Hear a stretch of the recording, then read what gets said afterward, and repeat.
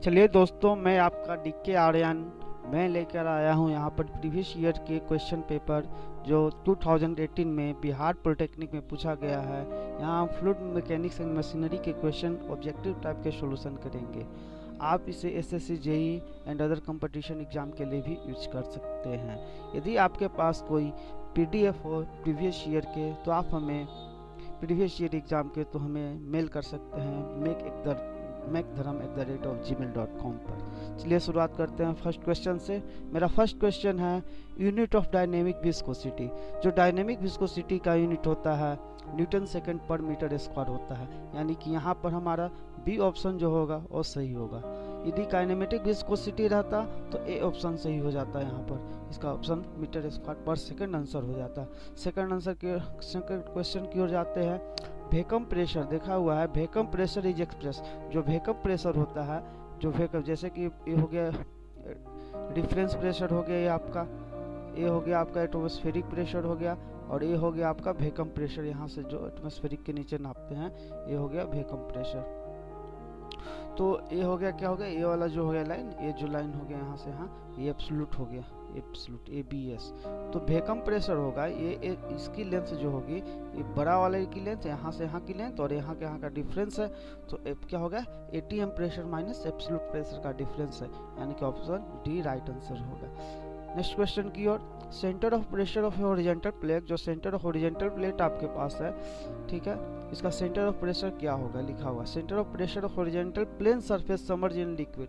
यदि submerge liquid है तो ये सेंटर ऑफ ग्रेविटी के इक्वल होते हैं, यानी कि एट ए सेंटर कहाँ पर होंगे, centre of gravity of the plane surface, यानी कि सी ऑप्शन सही होगा। नेक्स्ट क्वेश्चन की ओर चलते हैं।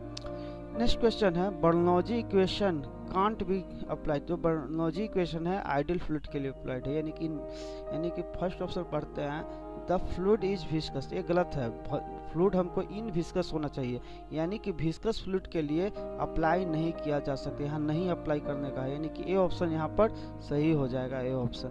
नेक्स्ट क्वेश्चन की ओर चलते हैं। Which of the following is the correct about venturimeter. जो वेंचुरीमीटर होता है इसमें 3 सेक्शन होता है, इसको कन्वर्जिंग सेक्शन कहते हैं, इसको थ्रोट कहते हैं और इसको डाइवर्जिंग सेक्शन कहते हैं। तो देखिए यहाँ पर जो कन्वर्जिंग सेक्शन है इसका जो एंगल है ज़्यादा है, और जो डाइवर्जिंग सेक्शन है उसका एंगल जो है वो कम है। देखिए ये एंगल की बात कर रहे हैं, ये डाइवर्जिंग सेक्शन है, तो कन्वर्जिंग सेक्शन का एंगल ज़्यादा होना चाहिए डाइवर्जिंग सेक्शन से, यानी कि option the angle is converging section is more than the diverging section, B answer सही हो जाएगा। नेक्स्ट क्वेश्चन चलते हैं। For the laminar pipe flow Reynolds number, देखिए यहाँ पर कह रहा है for the laminar pipe flow the Reynolds number कर रहा है, लेमिनार के लिए लेस देन 2000 होना चाहिए, ए ऑप्शन सही हो जाएगा। यदि टर्बुलेंट कहता तो मोर देन 4000 हो जाता, और ट्रांजिएंट के लिए 2000 to 4000 हो जाता। नेक्स्ट क्वेश्चन करते हैं। The major loss of energy in pipe flow is due to. जो पाइप फ्लो का मेजर लॉस एनर्जी होता है फ्रिक्शन होता है, फ्रिक्शन ही major loss energy pipe flow, यदि पाइप में फ्लो हो रहा है फ्लूइड तब। नेक्स्ट क्वेश्चन है identifying the correct statement. Correct statement क्या है, तो पेल्टन व्हील के बारे में बातचीत हो रही है, यानी कि पेल्टन व्हील क्या होता है, पेल्टन व्हील टेंजेंशियल टाइप का टरबाइन है, पेल्टन व्हील टेंजेंशियल टाइप का टरबाइन है और इम्पल्सिव है। किसका है, इम्पल्सिव और टेंजेंशियल टाइप का टरबाइन है, तो कौन सा ऑप्शन होगा, Pelton wheel is impulse turbine, यानी कि ऑप्शन बी होगा, यानी कि ऑप्शन बी हो जाएगा राइट आंसर। नेक्स्ट क्वेश्चन चलते हैं। जो नेक्स्ट क्वेश्चन आपका है the specific speed of pump. तो ये होता है direct formula based question, n root Q H के पावर 3/4। देखिए सी बी और डी एक ही तरह के ऑप्शन है, कि दोनों सही हो जाएंगे यहाँ पर। यदि यहाँ पर पंप के जगह पर टरबाइन होता तो n रूट पी एच के पावर 5/4, यानी कि ए ऑप्शन सही हो जाता। यहाँ पर कौन सा ऑप्शन सही है, बी ऑप्शन सही यहाँ पर है। The relation between the hydraulic efficiency mechanical efficiency overall efficiency.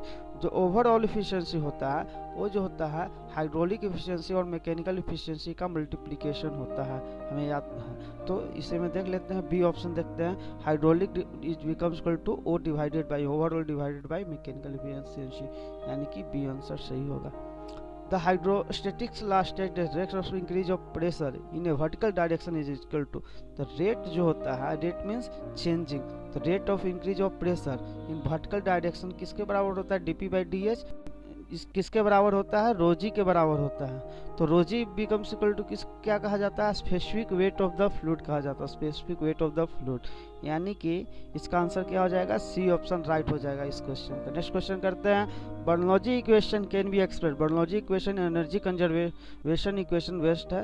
एक कौन सा ऑप्शन सही हो जाएगा यहाँ पर, देखिए ये हेड के रूप में लिखा हुआ, प्रेशर हेड, काइनेटिक हेड और डेटम हेड लिखा हुआ, यानी कि बी ऑप्शन सही है। हाइड्रोलिक ग्रेडियंट लाइन, एक एचजीएल होता है, एक टीजीएल होता है, टोटल ग्रेडियंट लाइन होता है। तो एचजीएल होता है pressure head and datum head के सम होता है, pressure head and datum head के सम होता है। और इसमें काइनेटिक हेड भी जोड़ देंगे, ये तो टीजीएल हो जाता है। टीजीएल पूछता तो आंसर यहाँ होता है टीजीएल, टोटल ग्रेडियंट लाइन हो जाता है।